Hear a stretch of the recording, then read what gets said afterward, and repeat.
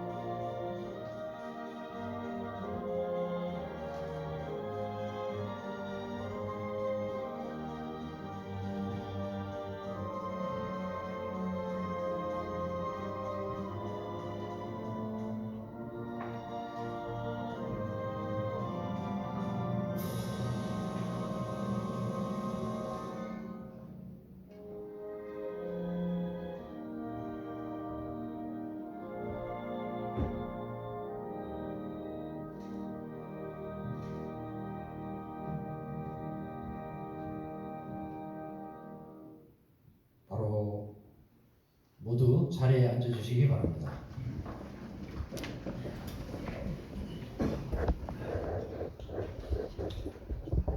지금부터 국회 김성주 의원, 김윤덕 의원, 성일종 의원, 안호영 의원, 윤준병 의원, 이정문 의원, 정운천 의원이 공동으로 주최하고 제2차 동학농민혁명 참여자 서훈국민연대가 주관하는 2차 동학농민혁명과 을미의병 서훈 비교 국회 학술 토론을 시작하겠습니다. 저는 오늘 학술 토론의 사회를 맡은 전주 동학혁명 기념관 관장 이윤혜입니다.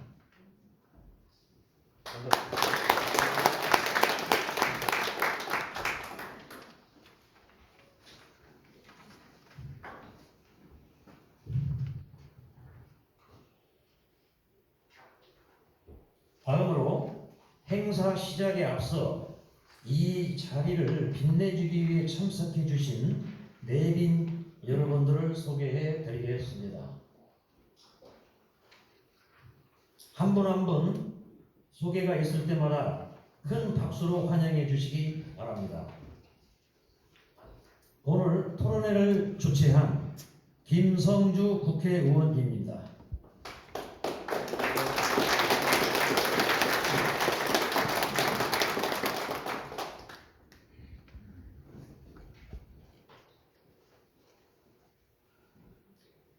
오늘 토론회를 주최한 이정문 국회의원입니다. 네, 고맙습니다.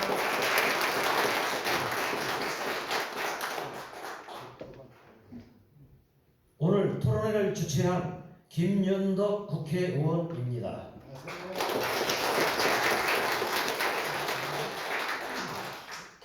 오늘 김윤덕 의원께서 바쁘셔가지고 안 오시는 걸로 알고 있었는데 이렇게 늦게 100m 달리기를 해서 올라오셨습니다.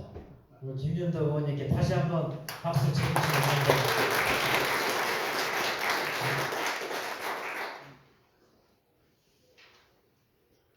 다음은 동학종단을 대표하여 천도교 중앙총구 주용덕 정무원장님 오셨습니다.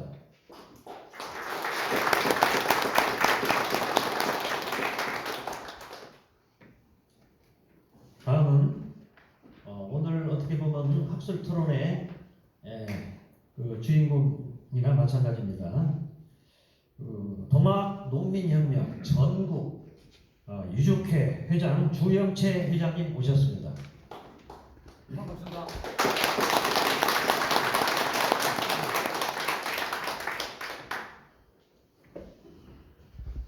보훈부에서도 오셨네요. 이길련 협력관 오셨습니다. 저 뒤에 앉으셨습니다. 이균영 협력관님이 이렇게 오실 줄은 예상을 못했는데 이렇게 오셔가지고 또 우리 그 행사 경청도 하시고 또 이렇게 그 좋은 분위기를 이끌어 주시려고 특별히 시간을 내신 것 같습니다. 어떻게 보면은 그 보훈부 장관님을 대신해서 오신 걸로 이렇게 생각을 하겠습니다. 그런 의미에서 앞으로 이 동학 서원을 위해서 저희와 함께 보훈부가 힘을 합쳐서 잘 그 좋은 결과가 만들어지도록 다시 한번 힘찬 박수를 보내주세요.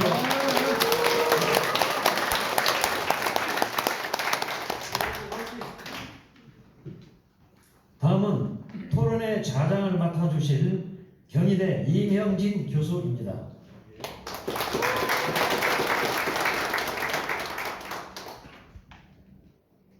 다음 발제를 맡아주신 정성원 동학농민혁명 우티 기념사업회 이사장님 오셨습니다.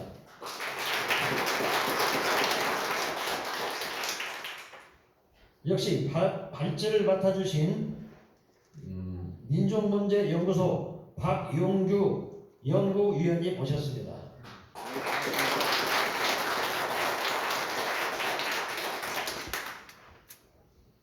다음은 토론을 함께 해주실 성주현 1923 제노사이드 연구소 부소장 성주현 교수님 오셨습니다.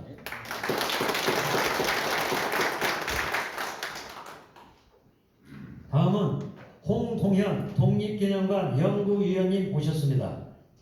저 뒤에 계십니다.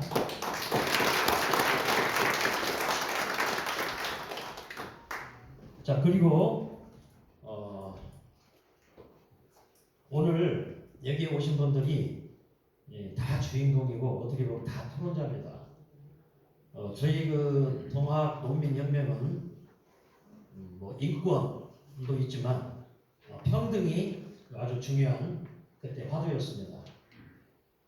그래서 자세히는 소개 못하더라도 여기 오신 분들 전체를 성함을 거론하고 맨 끝에 박수는 맨 끝에 쳐주시기 바랍니다. 이거는 동학농민혁명이 일어날 때 사발통문을 돌렸는데 모두가 주동자고 모두가 주모자라는 뜻으로 저는 해석을 합니다. 주모자가 누군지 모르게 했다 이런 의미도 있지만 모두가 주모자입니다. 지금부터 그 박수는 이따 제가 시시락으로 치고 쭉 성함만 불러드리도록 하겠습니다. 여기 적혀있는 대로 하겠습니다.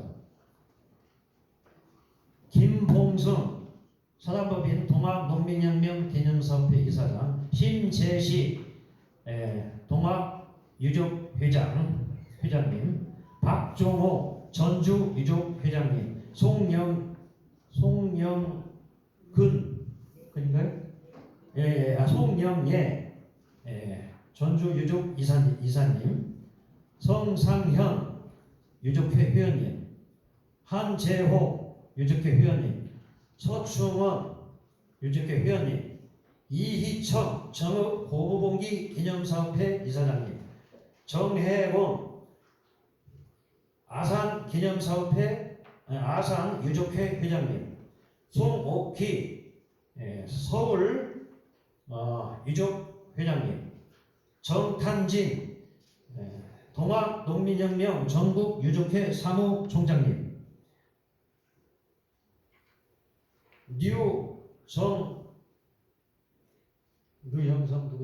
류정한 태안유족회 회장님, 태안유족회 회원님, 류정모 태안유족회, 전장수 전봉준 장군 증손자 그 신청자님 증손자 신청을 했습니다. 이요섭 전 국회의원 보좌관님, 허채봉 국민연대 부산 대표님, 김균태 고창 유족 회장님,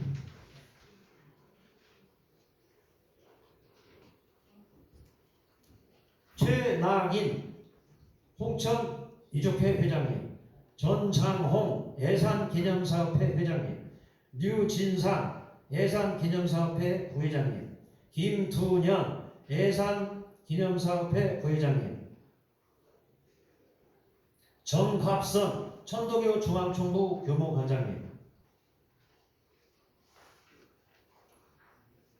김종후 광주유족회 회장님, 김종원 광주유족회 회원님, 함기영 서울유족회 부회장님, 김영진 경인대 교수님, 동학학회 총무님, 강성진 광주유족회 회장님, 송환웅 참교육 학부모 신문 기획위원님, 한경수 한강 하구 중립수역 평화축제 위원장님, 그리고 마치 소개를 보내주시면 이따 끝날 때 다시 기회를 갖도록 하겠습니다. 자, 참석하신 모든 분들을 위하여 다 같이 힘찬 박수를 보내주십시오.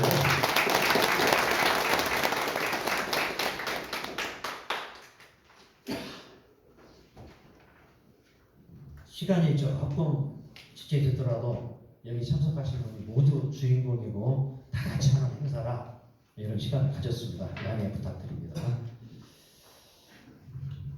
다음은 오늘 그 인사 말씀과 격려사가 있겠습니다. 오늘 토론회를 주최하신 김성주 의원님께서 인사말을 해 주시겠습니다.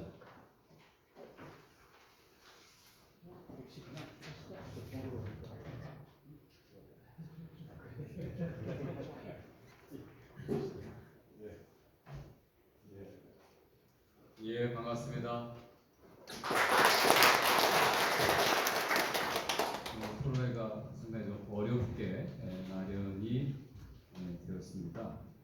사실 이와 같은 토론회는 이전에도 여러 차례 있었습니다만 이번 토론회는 2차 동학농민혁명의 참여자들에 대한 소훈 주제로 해서 하게 된다는 의미였습니다. 먼저 이 토론회를 개최하는 데 있어서 이 법안을 발의한 우리 이정문 의원의 공을 먼저 말씀드려야 될 것 같습니다. 사실 저도 대학에서 역사 전공자입니다만 이 문제에 대해서 최근까지 접해보지 못했습니다. 그런데 우리 이정문 의원께서 어떤 인연인지 관련 법안을 발의했고요. 제가 정무위원으로 소속을 옮기는 바람에 저한테 숙제가 떨어졌습니다. 한편으로는 어려운 숙제를 맡게 된 부담과 함께 또 제가 일정한 역할을 해야 될 의무감도 생기게 되었습니다. 오늘 바빠서 못 오신다고 그랬는데 우리 김현덕 의원께서 같이 오셨습니다. 저하고 같은 전주에서 이렇게 활동하고 있는 의원이고요. 동학농민혁명 기념관이 소재한 지역구 의원이기도 합니다. 저하고 같은 지역에서 뜻을 같이 하고 있는데 오늘 또 참석해 주신 것에 대해서 고맙다는 말씀 드립니다. 오늘 주제 발표를 통해서 많은 내용들이 거론이 될 겁니다. 가장 핵심적인 것은 동학농민혁명에 대한 역사적인 규정이 내렸다고 봅니다. 아마 아주 오래전에는 이걸 동학난이라고 불렀을 거고요. 그게 한참 복권이 돼서 한때는 아마 가보농민전쟁이라고 하는 이름으로 1980년대 제가 대학을 다닐 때는 많은 연구자들이 가보농민전쟁이라고 표현하기도 했습니다.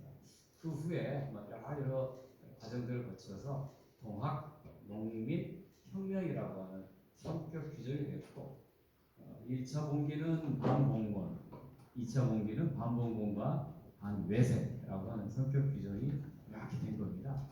그거에 대해서는 아무도 이론이 없습니다. 문제는 그 다음에 그렇다고 하면 외세, 일제지배에 맞서서 실제로 싸웠다고 하면 당연히 독립유공자인데 왜 정부는 국가는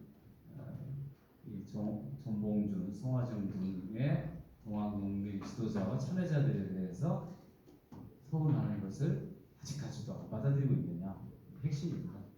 그 속에는 역사 시대 구분에 따른 해석의 문제가 있고 또 여러 가지 뭐 정치적인 여러 가지 배경 이런 것들도 있을 것 같습니다. 그리고 요즘 중요한 것은 정치적인 해결이 아니라 우리는 학문적으로, 역사적으로, 논리적으로 당연히 2차 공기 참여자들이 독립에 공이 있다. 항일 투쟁의 성격이 있다라고 하는 것이 규정이 내려졌다면 서운을 하는 것이 쉽게 당연함에도 불구하고 이거를 망설이고 있는 보훈부 등에 대한 그런 강력한 촉구의 의미가 있을 것입니다. 오늘 발제와 토론을 해주시는 그 선생님들 요거 이렇게 한 자리에 모여주신 여러분들께 다시 한번 감사 말씀드리겠습니다. 고맙습니다.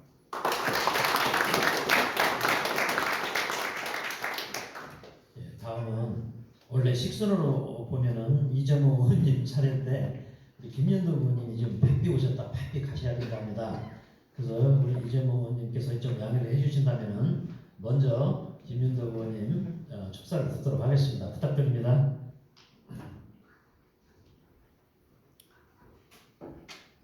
안녕하세요. 저는 전주 갑입니다. 예, 김명덕 의원입니다. 인사드리겠습니다.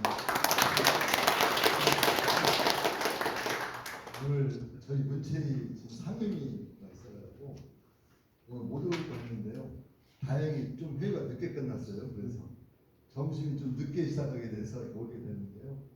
중간에 이사가게 돼서 정말 죄송하다는 말씀드리고요. 지금 우리 통합 관련해서 김성주 의원님께서 말씀 해주셨는데요. 우리 모두가 다 공감할 수 있을 것 같아요. 또 오늘 이정문 의원님 또 여당에서도 좀 참여했었는데요. 현재 저희가 이걸 보면서 좀 답답한 것은 저희 이제 국회가 곧 임기가 좀 마감되어 갑니다. 그래서 지금 10월 국정감사 들어가기 시작하면 사실 국회가 좀 감사하고 내년 선거로 이렇게 다 할 것 같아요. 그래서 가능하면 9월달에 마지노선 생각하고 준비를 봐야 되는데 여러분들 그 답답한 심정이 있으면 아마 저희 국회에서 좀 깜깜하실 거예요. 저희 문체위에서는 7월달에 제가 좀 억지로 해서 했는데 8월에도 또 한번 하려다가 몇 번이 좀 안 맞더라고요. 그래서 일단 9월에는 제가 먼저 올려서 이 법문을 할 생각이거든요. 그래서 가능한 9월에 최선을 노력을 다 해서 해보겠다는 말씀드리고 저희 문체위 야당 의원님들 제가 계속 얘기하고 있거든요. 그래서 지금 소위 의원님들이 생각이 좀더 그러니까 뭐라고 할까 동의가 안 돼서가 아니라 좀 세게 해야 되겠다. 그래서 이번 도와주면 좀 더 세게 더 강하게 한번 얘기를 해볼 생각이고요. 그래서 참여하시는 분들께 늘 국회에서 일하면서 좀 속 좀 시원하게 했으면 참 좋겠는데 그렇지 못해서 늘 죄송하는 말씀을 드리고 하여튼 저희 문체위 차원에서는 나름 노력을 해보겠다는 말씀 드리겠습니다. 오늘 이렇게 먼 길에서 오신 분들 계시고 그러시는데 끝나는 날까지 끝나는 시간까지 좀 논의가 잘 됐으면 좋겠고 저는 이제 간사여서 상임위원 빠지기가 너무 부담스러워서 저는 여기 인사드리고 이석을 해야 될 것 같아요. 정말 죄송합니다. 그리고 고맙습니다. 김명도 의원님은 선조께서 동학농민혁명 적주로 참여를 해서 참여를 당했습니다. 참여. 그래서 지금 현재 고창에 가면 그 비석이 서 있어요. 그래서 김현도 의원께서 그 참여를 당한 조상님을 대신해서 최선을 다할 걸로 우리는 기대하고 있습니다. 자, 힘찬 박수 다시 한번 보내주세요.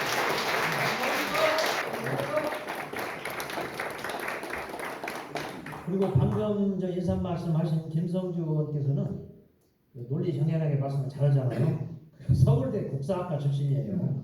그리고 그 민주화운동 앞장서가지고 그 민주화운동에 그 헌신한 공로가 있어서 또 그렇게 그 민주화운동 아마 운동자로 등록이 된 상태고 또 국회에서 열심히 하고 있습니다.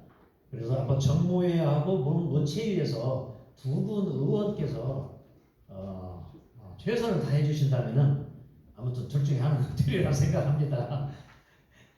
다음은 여러분들 아주 잘 아시잖아요. 우리 이정문 의원님 대표 발의를 했잖아요. 정무위에. 그래서 여기까지 좀 오고 있습니다. 자, 힘찬 축사를 부탁드리도록 하겠습니다. 네, 인사 올리겠습니다. 이정훈 의원입니다.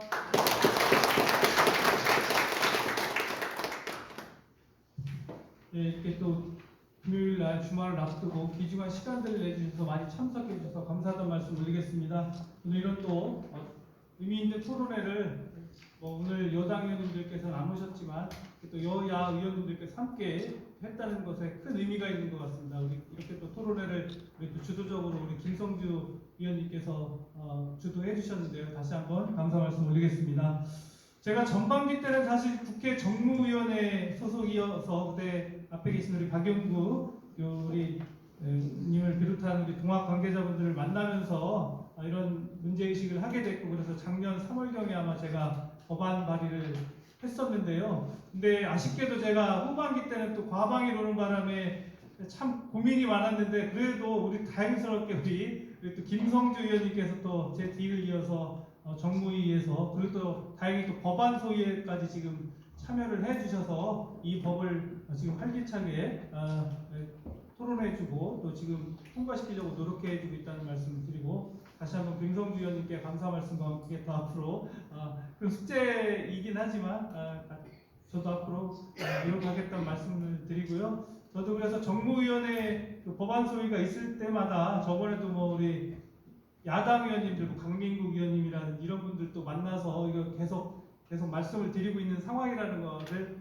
이해해 주시기 부탁드리겠습니다. 동학농민혁명의 이런 성격에 대해서는 뭐 여러분들 국사 시간에 물론 이제 그동안의 그 성격에 대한 여러 가지 우여곡절이 있었지만 반봉건, 반외세, 그 중에서도 이제 일본에 대한 그런 항쟁 성격이 크다는 것은 모든 이제 국민들께서도 교과서를 통해서 이제 다 이해를 하셨을 거고요. 다행히 또 2004년도에 우리 그 동학농민혁명 참여자들이 명예회복에 관한 특별법도 통과가 됐고, 그 안에서도 분명히 1차 봉기와 2차 봉기에 대한 그런 명확한 그 정의를 한 바가 있습니다. 그런데 이제 그 독립유공자 예우법에서는 우리 독립유공자에 대한 정의 규정을 국권 침탈 전후로부터라고 해서 이제 좀 애매한 표현을 써놔서, 사실 국권 침탈이라고 하면은 우리가 1905년으로 볼지 또 1910년으로 볼지는 역사적으로 또 다르겠지만 그 전까지 지금 확정을 해놓은 상태인데, 아쉽게도 1962년경에 공적심사 내규를 작성하면서 그 정의를 할 때 1885년 을미의병 때까지만 아마 이게 된 것 같습니다. 그래서 불과 1년 전에 있었던 우리 동학농민 2차 봉기자분들까지는 이게 그 정의 그 내규 규정에 따라서는 확장이 안 된 상태여서, 번번이 그래서 그동안 서울 심사를 할 때마다 이 내규에 가로막혀서 아마 이게 안 된 거로 알고 있습니다. 그래서 제가 답답한 마음에 그럼 아예 독립유공자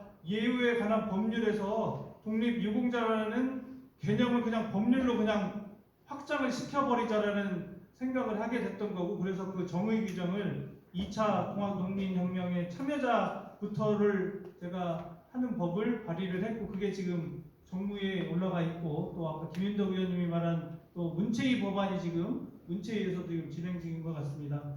어쨌든 지금 정무위든 아니면 문체위든 어쨌든 이런 법이 빨리 통과가 돼서 2차 동학농민혁명 이후에 참여하신 분들까지도 우리 정당한 독립유공자로서, 국가유공자로서 예우가 받는 그런 법이 될 수 있도록 앞으로도 노력하겠다는 말씀을 드리고요. 오늘 그 토론회가 그런 그 통과에 있어서 큰 역할이 되길 또 다시 한번 기대하겠습니다. 다시 한번 오늘 토론회 진심으로 축하드리고, 저도 끝까지 이 법안 통과를 위해서 노력하겠다는 말씀 드리겠습니다. 고맙습니다.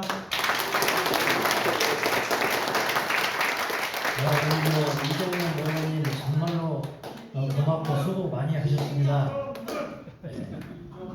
이제 구호 소리까지 나왔습니다. 다 같이 힘찬 박수로 다시 한번 감사해 주시기 바랍니다.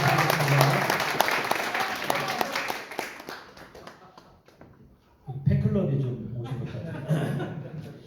네, 다음은 동학종단인 천도교를 대표해서 주영덕 종무원장님께서 교령님을 대신하여 격려사 하시겠습니다.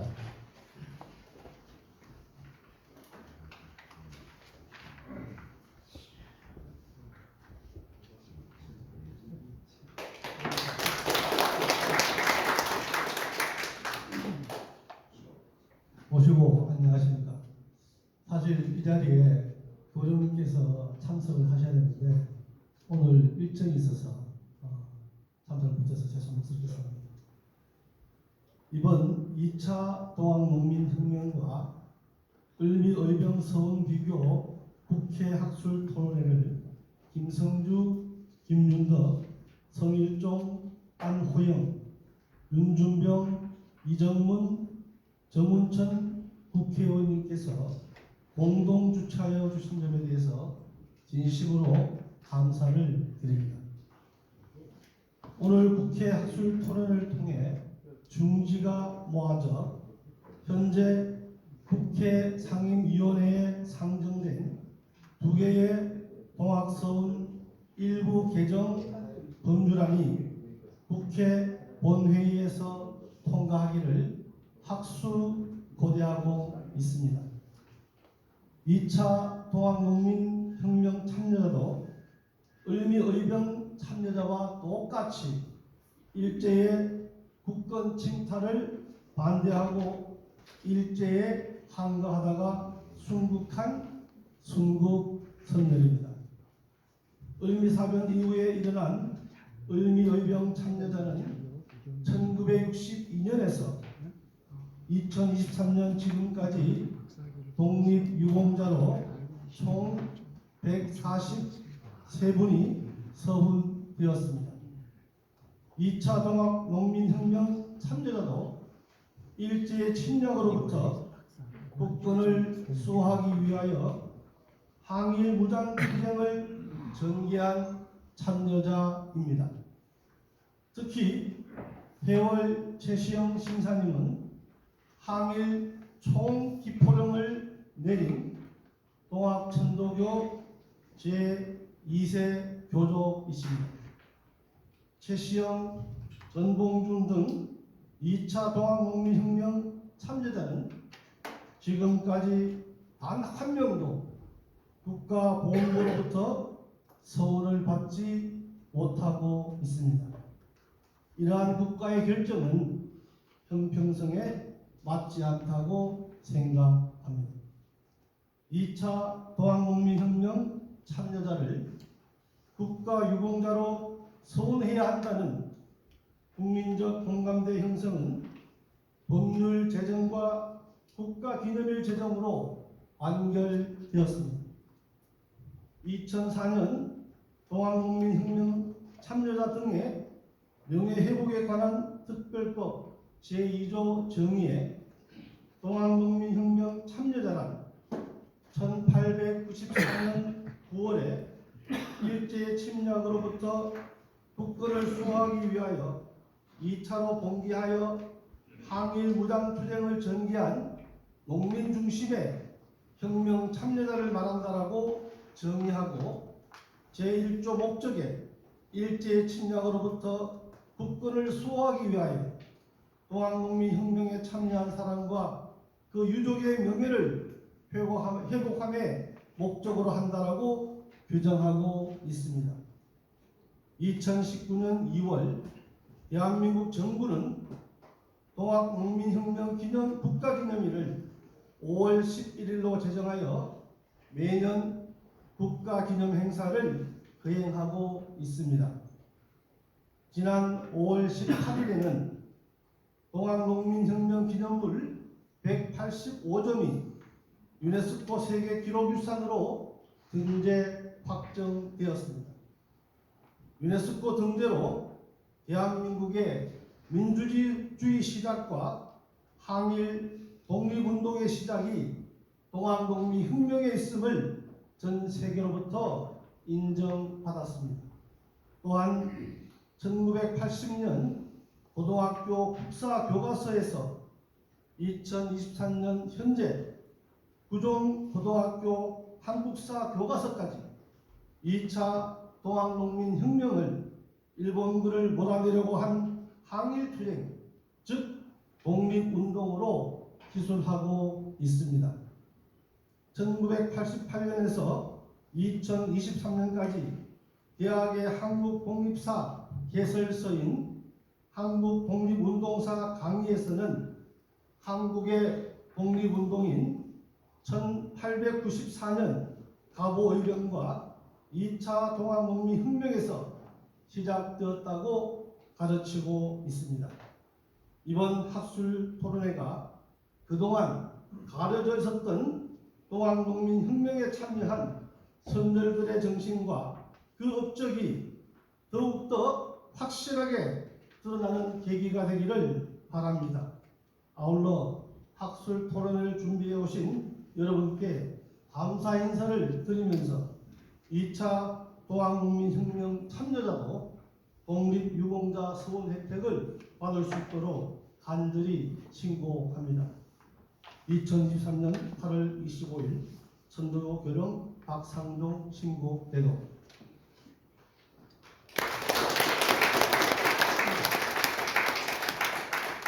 수고하셨습니다. 어제 박용규 상임대표하고 저하고 함께 선도교 총부 교령님을 면담을 했어요. 한 20분간. 그래서 저희들이 소원연대나 그리고 소원을 추진하는 측에서 어떻게 추진하고 있는가 좀 말씀을 드렸고, 교령님께서도 앞으로 중앙정부 가끔가다 대통령도 만나고 장관들도 만나고 하니까 나름대로 최선을 다하겠다고 이렇게 약속을 했습니다. 그런 의미에서 앞으로 선도교 중앙정부에서도 할 역할이 분명히 있을 것 같습니다. 국회는 국회대로, 정당은 정당대로. 우리 주영덕 종무원장님께 다시 한번 용기를 내서 열심히 좀 해주시라고 박수 한번 보내주시면 감사하겠습니다.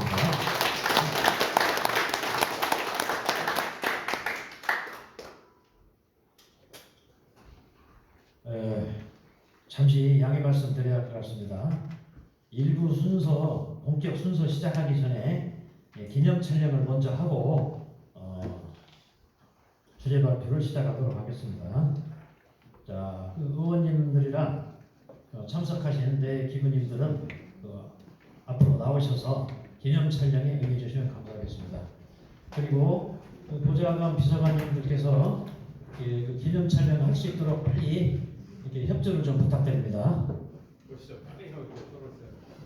다 밖에 나갔나?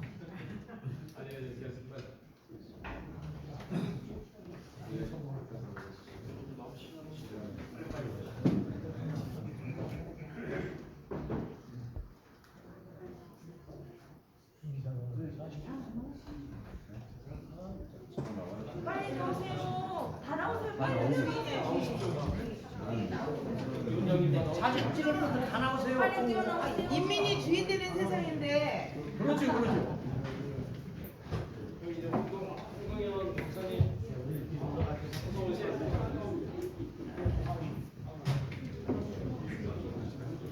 이게 동학정신인데. 피켓 들어있어.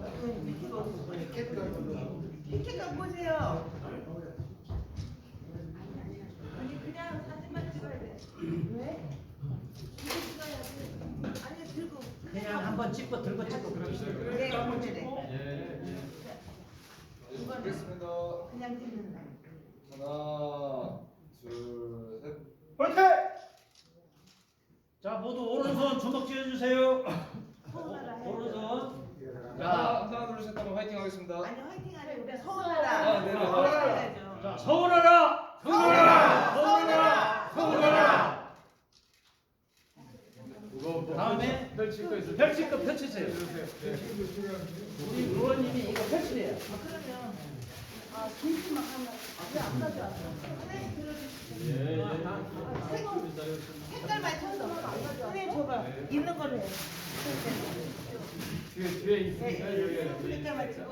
자, 뒤에 색깔. 남주 회장님 이거 안 만들었나? 예. 저 뒤에서 큰 사람 뒤에서 쫙 해줘야지. 여기 다 보여요. 아니. 그 정도 되면 되나요? 네, 될 것 같습니다. 동아 서울하라. 서울하라! 서울하라! 서울하라! 목소리 좀 찍어요. 네, 됐습니다. 수고하셨습니다.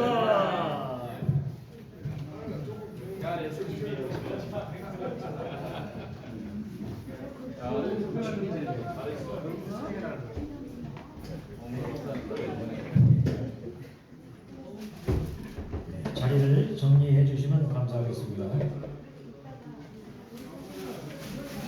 한번 찍어야 돼. 이렇게. 아니 이쪽 배경으로.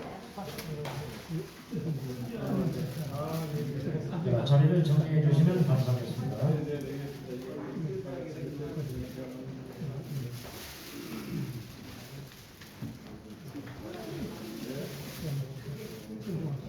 그럼 지금부터 본격적인 토론회를 시작하도록 하겠습니다.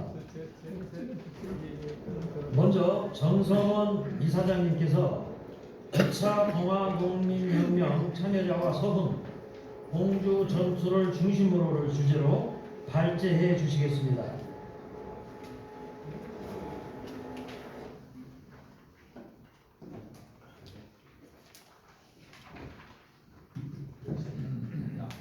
앞에서 마이크. 너무 빨라서 안 보입니다. 이 정도.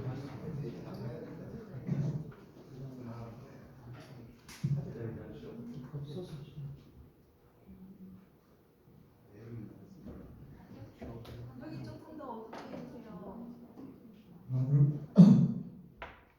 예, 정선원입니다. 반갑습니다.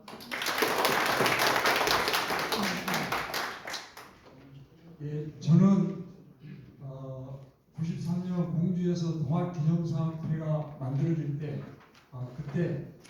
그때부터 주로 사무국장으로 즉 실무를 맡으면서 기념사업을 어떻게 할 것인가, 의의를 어떻게 개선할 것인가, 또 유족 찾기 사업 이런 일들을 해왔습니다. 그런데 최근에 기회가 되어서 공주전투를 좀 더 학술적으로 접근해서 성과를 조금 얻었습니다. 그 학술적인 성과 중에 하나는 이미 우리 국회의원님도 많이 동의하고 계시지만 동학혁명의 2차 동기가 2차 동학농민혁명이 일본군과의 항일 전쟁이었고 그 한가운데 있었던 공주전투도 항일 전쟁이었다고 하는 부분을 좀 더 입증했습니다. 따라서 당연히 서훈이 조속히 되어야 한다는 그런 말씀을 드리고자 합니다.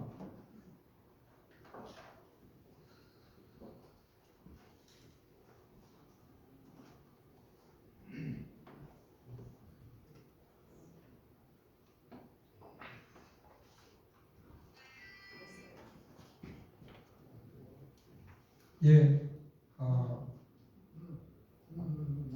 2차 동학농민혁명이 항일전쟁이라고 하는 것, 그리고 공주전투 역시 항일전쟁이라고 하는 것을 중심으로 말씀드리겠습니다. 먼저 동학농민혁명 하면 1894년 1월 고부농민봉기 무장기포부터 다음해 3월 황해도 농민전쟁까지, 황해도 농민혁명까지 이렇게 보고자 합니다. 그런데 그 와중에 일본군이 6월 21일 음력 기준으로 말씀드리겠습니다. 경복궁을 점령할 때, 조선왕궁을 점령할 때 바로 거기에 가장 앞서서 싸웠던 세력은 동학교도들이었다 하는 것입니다.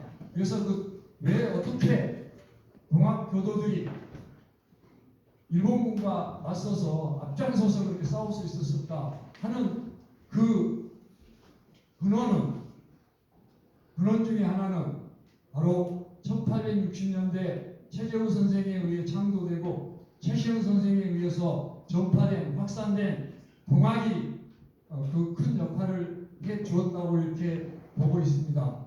그래서 동경대전 포동문이나 영감유사 안신가를 보면 제국주의 침략 세력에 대한 반해세 정신이 뚜렷이 드러나 있고, 그리고 최시영 선생 때 교조신혼운동 시기에 바로 공주에서 고흥까지 6개월여 교조신혼운동을 벌일 때 거기에 매 신혼운동마다 첫 예양에 주장이 명백히 있었습니다. 그러한 결과들이 바로 1894년 한국 사회를, 조선 사회를 개혁하려고 할 때, 왜군이 개혁할 때 바로 왜군에 두려워하지 않고 목숨 내걸고 싸웠던 그러한 것이 아니었나라고 이렇게 생각을 합니다.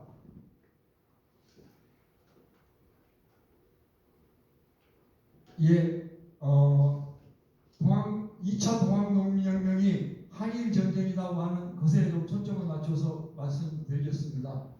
2차 동학농민혁명은 일본군의 조선 왕궁 점령에 대치해서 보통 남쪽 농민군은 9월 10일 삼리에서 공개하고 북쪽 농민군은 9월 18일 청산에서 공개한 것을 계기로 보통 2차 동학농민혁명이라고 합니다. 그런데 그보다 앞서 바로 일본군이 조선 왕국을 점령하니까 그에 대해서 바로 동학도들이 바로 나섰던 모습들이 사료로 확인도 됩니다.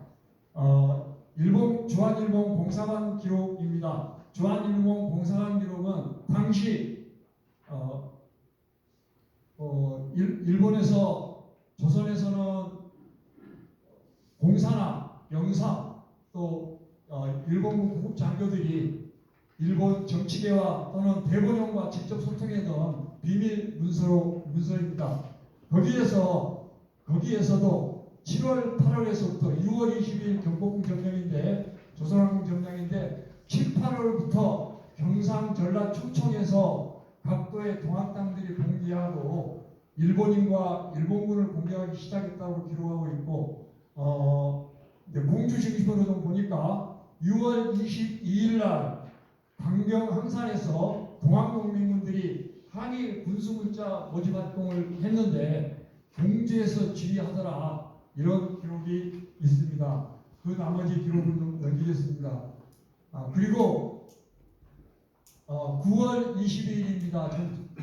동학농민군들이 지금 막 공개를 했는데 이때 9월 22일 날 당시 동학군 진압 최고 책임자 인천에 있던 남부병창감 이토가 일본 공사 오토리에게 보고하기를 지금 부산 서울 간의 병창 기지는 동학당 진압당 때문에 모든 사업이 정지되어 있다. 따라서 지금 동학당 진압을 위한 특별 부대가 필요하다. 진압 부대가 필요하다라고 이렇게 건의를 합니다. 그래서 이중 여기 남북적 동학농민군들은 공주로 중심으로 지금 모이고 있는데 여기 충주나 이쪽에서 수만 명이 모이고 또 병창 기지를 습격하고 그랬습니다. 이 병창 기지가 당시 청일전쟁을 하면서 군수문자를 수송하고 또 군용전선이 있는 길인데 여기를 습격한다는 것은 바로 청일전쟁을 수행할 수 없는 것이죠. 이러한 동학농민군들의 활동을 이제 볼 수 있습니다. 먼저 남북적 동학농민군이 전쟁 목표가 2차 봉기의 목표가 항일 전쟁이었다는 것을 잠깐 확인하고자 합니다. 먼저 정봉준 장군이 잡혀서 이 신문 받을 때 신문 기록으로 남겨놓은 정봉준 공처에 군사를 거느리고 우리 도성에 들어와 즉 6월 22일 조선왕궁 점령에 대해서 항거해서 일본인과 싸우기 위해서라고 이렇게 명확히 하고 있습니다. 그 다음에 공주 전투를 앞두고 정봉준 장군이 충청감사 박제순에게 보낸 대전서에서 일본 도적놈이 전쟁을 일으키고 군사를 움직였다. 그래서 지금 공주로 가려고 한다. 공주로 간다. 라고 하는 기록을 남기고 있습니다. 그런데 이때 사실은 유생들도 가보년에 1894년에 봉기를 합니다. 그런데 안동에서 서상철 유생 의병부대는 8, 9월 정도의 2천여 명이 모여서 경상도와 충청도에서 봉기했고, 그런데 일본군과 전투를 했었는데 결국 패배를 합니다. 그래서 그러나 동학농민군들은 바로 1894년에 또는 다음에 3월까지 황해도 농민봉기까지 계속 일본군과 전쟁을 하죠. 바로 유생들이 또는 양반들이, 의병들이 동학농민군에 대해서 오히려 상을 줘야 되지 않는 줘야 되는 그런 상황이라고 이렇게 말씀드립니다. 그 다음에 정봉준 판결 선고서입니다. 정봉준 판결 선고서는 그 일본 공사관 기록에 의하면 일본 공사의 인호의 훈령으로 서울에 있는 영사관 1등 영사 우치다가 스스로 이렇게 매 법정에 철수했다고 합니다. 매 법정에 출석하고, 그 다음에 정봉준 판결 선고에서 보면 회신했다고, 즉 우치다가 정봉준 재판하는데 같이 모여서 재판을 했다라고 하는 회신 기록을 남겨오고 있습니다.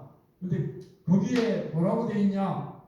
정봉준 피고는 일본 군대가 대굴로 들어갔다는 말을 듣고 일본군을 쳐서 물리치고, 즉 명확하게 정봉준이 일본군 원한에 의해서 전쟁했다라고 밝히고 있습니다. 그래서 여기 이 지금 정봉준 판결 선고서는 사실 일본 정부의 입장이고 또는 일본 정부와 함께한 조선 정부의 입장이다라고 하는 말씀을 드립니다. 북정농민군의 명확한 한일 2차 동학농민혁명은 10월 15일경 주한일본 공사관 기록에 이렇게 나와 있습니다. 적주들은 힘을 합쳐서 외적을 치자, 이런 기록들이 이렇게 확인이 됩니다. 그래서 이런 가운데, 즉 일본과 지금 청나라가 20만 정도 서로 신식군대가 붙는 청일전쟁 와중에서 동학농민군을 일본군이 진압하지 않을 수 없는 이런 상황에서 청일전쟁 수행해서 4,5천 명이, 지금 연구 결과는 4,5천 명이 동원이 되고, 그리고 동학농민군 진압을 위해서 700여 명의 후비보병을 대본령에서 일본에서 파견을 합니다. 그때 파견할 때 히로시마 대본령에서 명령하기를 동학당에 대한 처치는 앞으로 모조리 죽여라, 이렇게 명령을 내립니다. 그런데 이 모조리 죽여라 하는 부분에 굉장히 많은 문제를 갖고 있죠. 그 다음에 또한 이때 일본군의 조선왕궁 점령으로 비롯된 김홍진 내각을 압박해서 사실은 조선군의 군사지휘권을 아울러 동학농민혁명 시기에 탈취를 합니다. 이런 부분은 사실 이미 학술적으로 이미 다 정의된 부분인데 잠깐 좀 말씀드립니다. 일본군이 조선군의 군사지휘권을 탈취했다는 얘기는 동학농민군의 2차 동학농민군의 전쟁은 한인 전쟁이었다는 것을 명확하게 이렇게 볼 수 있습니다. 그리고 또한 일본군의 압박으로, 일본 공사의 압박으로 조선왕조에서 동학농민군을 진압하기 위해서 특별 군사기구 도수무령을 결성하는데, 이 도수무령에서 지방출진, 선봉진, 통이영, 경리청, 장이영 장교들에게, 또 지방군에게, 충청남사 등 지방군들에게 일본 장교의 지휘받을 것을 전령을 내렸던 것이 기록으로 이렇게 나와 있습니다. 동학교도 전원 학살 명령에 대해서 지금 학술적으로 좀 더 이야기 되면 총칼을 든, 화승총을 든, 주창을 든 동학농민군뿐만 아니라 동학교도도 죽여라는 것이 됐고, 또 동학교도인지 아닌지도 모르는 아무튼 일반 농민들에 대한 학살로 실제적으로 현실로 나타났기 때문에 또 일본의 양심적인 학자들은 동학농민혁명이 일본군의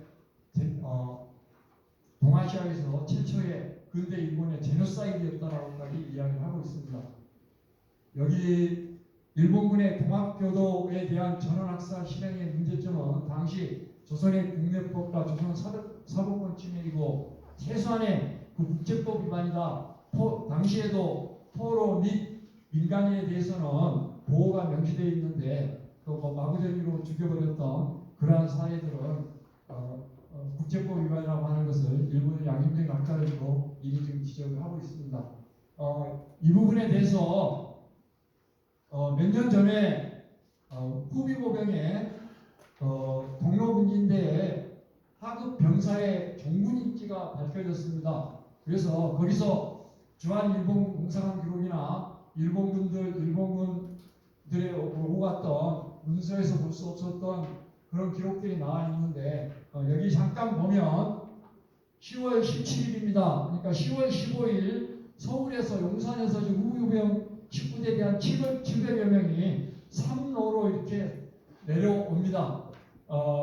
충주길, 충주 대구길로 또 청주길로 또 공주 전주길로 이렇게 삼로로 내려오는데 여기 10월 17일부터 기록에 남기를 그러니까 후비보병 식구대대가 출발하자마자 경기도 곤지암에 도착해서 적주는 체포하여 총살하고 집집마다 십수색해서 달아나는 자들은 모두 총살했으며 부녀자 13명을 구금했다. 지금 저기 민간인 가리지 않고 학살했던 모습들을 알 수가 있습니다. 그 다음에 12월 5일 남원입니다. 동학의 가옥 수십 포를 불태웠다. 야만 적이죠. 그 다음에 동학 10명을 잡아왔다. 한일에게 명하여 불태워 죽였다. 참 제가 지금 이거 준비하면서 여기 유족분들도 많이 참석하셨는데 집안에 전염이 일어나면 끔찍한 얘기들을 다시 한번 상기할 수밖에 없을 것 같아서 아무튼 죄송스럽게 생각합니다. 그 다음에 12월 14일입니다. 장흥전투 쫓아가서 만인들을 때려 죽였다. 이런 얘기. 때려 죽인 것이 48명, 부상을 입힌 것이 10명, 생포자는 고문에 불태워 죽였다. 뭘 고문으로 이야기하고 했는지 모르지만 아무튼 이런 기록을 남기고 있습니다. 그 다음에 1895년 1월 5일 해남입니다. 총검을 장착하고 호령에 맞춰서 일제히 달려들어 찔러 죽였다 하는 이런 기록을 집안에 남기고 있던 것을 발견하고 함께 이렇게 보고 되었습니다.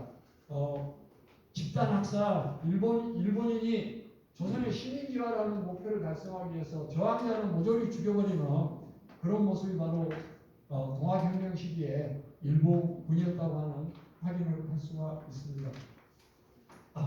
더구나 이런 것과 함께 사료를 보면서 주한 일본 공상한 기록에 후비보병 19대대 대대장이었던 미나미 소자가 일본의 고위 관리들과 조선 총리들이 모여서 이 담화를 하는 기록이 남아 있는데 후비 19대대장 미나미 고시로 내부 보고서에 일본 공사와 사령관의 목령에 따라 동학도의 재기 가능성을 막기 위해 나주 장흥 강진 쪽에 가서는 많은 비도를 죽이는 방침을 취하여 동학 땅이 잡히는 대로 죽였다라고 이렇게 내부 보고서에 이렇게 남기고 있습니다.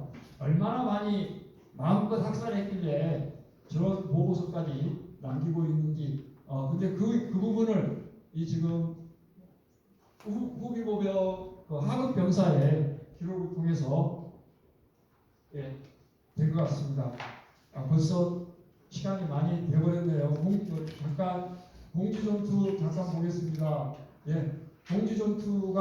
공주전투도 바로 후비군 19대들 중에 서로 군진대가 내려왔던 길이었고 거기에서 공주전투에 모리오 부대 150명, 그 다음에 중앙에서 내려온 병군 800명, 충청 감영군 의원군이 있었고 아마 남북적 농민군은 한 10만 명으로 10만 명 가까이 볼 수 있는 사료를 좀 최근에 좀 정리를 했습니다. 예, 여기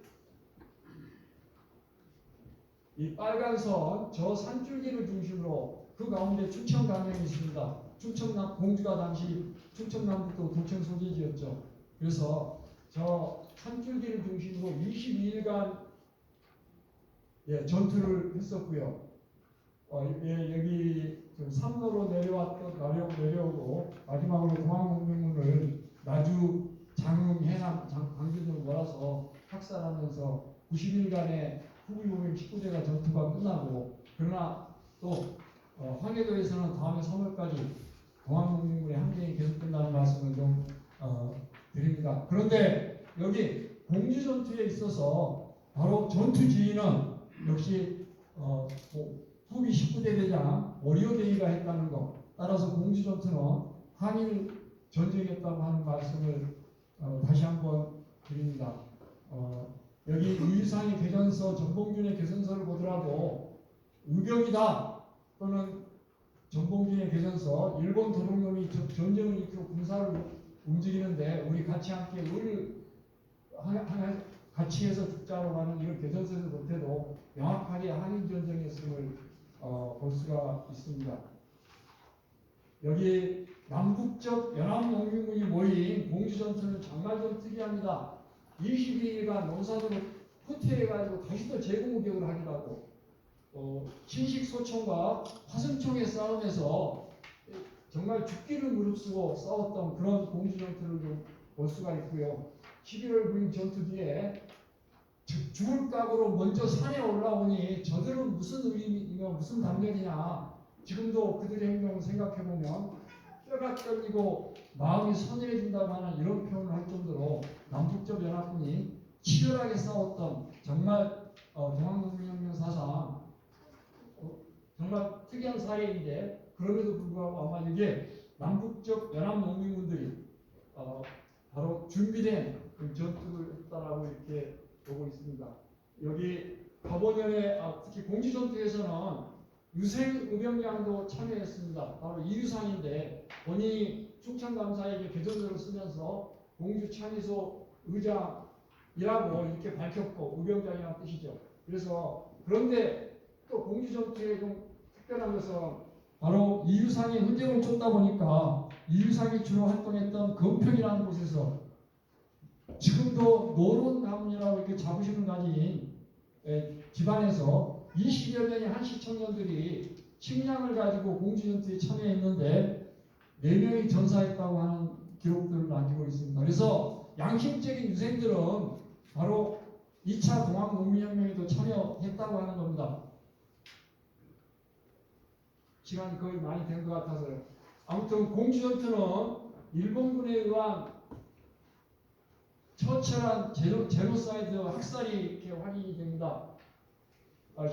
우금티에서는 시체가 폭이어 쌓이고 승죽골 골짜기면 전부 무덤이 되고 송장뱀이 보아티 비읍방과 보아티 목에 표포 앞에 혈흔천이라고 하는 명칭이 생겨나고, 그 다음에 이인역에서 90티켓 고개까지 약 2km의 거리에 무덤이 줄지어 생겼다고 하는 겁니다. 이 공주에서 2005년, 2015년에 구전자료집입니다. 그리고 공주전투에서 학살자로서는 그 도대체 동학농민군을 누가 죽였냐고 할 때 대다수는 일본군을 기억하고 있습니다. 일본군이 많아야 150명 또는 모의호 부대가 오기 전까지 40여 명이 활동했는데 왜 일본군을 그렇게 기억하고 있는지는 모르겠지만 아무튼 학살자로서 일본군을 기억하고 있습니다. 우금티 전투에서 일본군입니다. 그 다음에 그 다음에 공수원이라고 하는 거, 공주 서쪽에 있는, 금강 서쪽에 있는데도 거기에서 일본군에게 잡혀서 산채로 불태워 죽였다. 또 우성면 봉리에서 일본군이 웅진동 송장댐에서 장작가리에서 불태워 죽였다고 하는 그러한 후손들이 기억들을 하고 있다는 말씀을 좀 드립니다. 일본군이 총살을 시켰다 하는 얘기들입니다. 서울과 관련해서 이미 우리 국회의원님들도 확인하고 계시고 많은 분들이 확인하고 계시지만 1980년부터 조동열 교수가 동학농민혁명은 처음에 봉건체제에 대한 혁명으로 전개되었으나 후에는 일본군의 파병에 따라 혁명전쟁을 하게 되어 반대국경운동이 나타났고 바로 동학농민혁명이 독립운동 기점이라고까지 이렇게 말씀하신 이래로 많은 학자들이 이렇게 사실은 이미 학술적으로는 정리가 된 것 같습니다. 그 다음에 94년에 제정된 독립유공자 예우에 관한 법률, 2004년 동학 명예회복 특별법 이걸 좀 개략 보더라도 입법 취지나 적용 시기, 적용 대상자가 이것만 봐서는 차이가 없습니다. 오로지 주체가 동학농민군이냐 의병이냐고 하는 이런 차이밖에 없는 것 같습니다.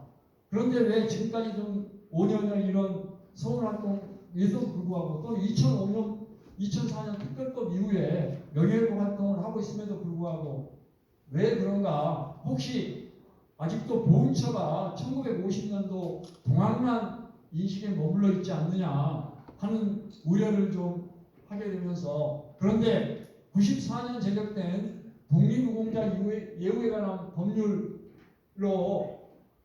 지금 이제 독립유공자들은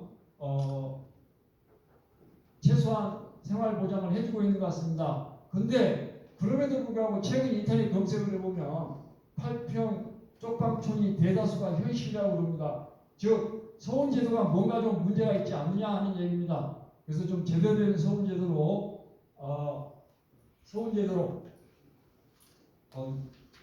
독립유공자 및 동학농민혁명 참여제에 대한 대우가 있어야 된다고 이렇게 봅니다. 감사합니다.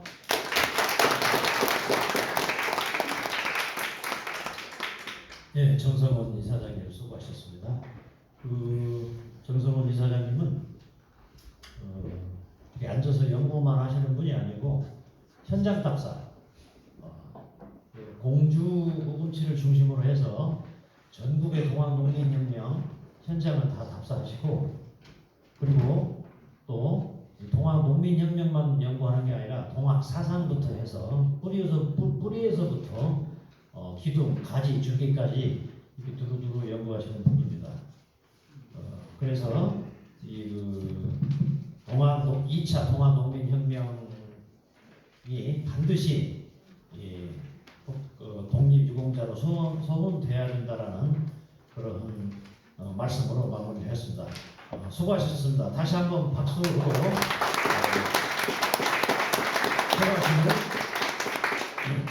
감사하겠습니다. 다음은 박용규 연구위원님께서 을미의병 참여자와 소문을 주제로 발제가 있겠습니다. 부탁드립니다.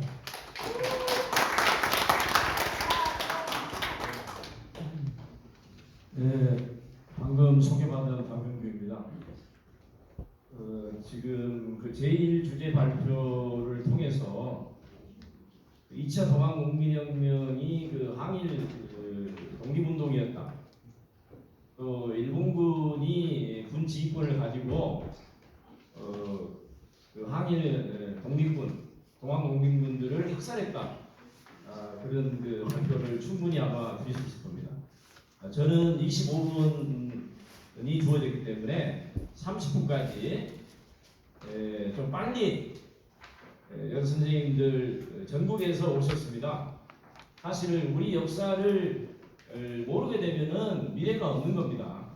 그래서 역사라고 하는 것은 과거의 사건에서 끝나는 것이 아니고 과거의 사건이 지금을 만들었고 또 오늘을 제대로 살면은 내일은 저절로 지킬 수가 있는 것입니다.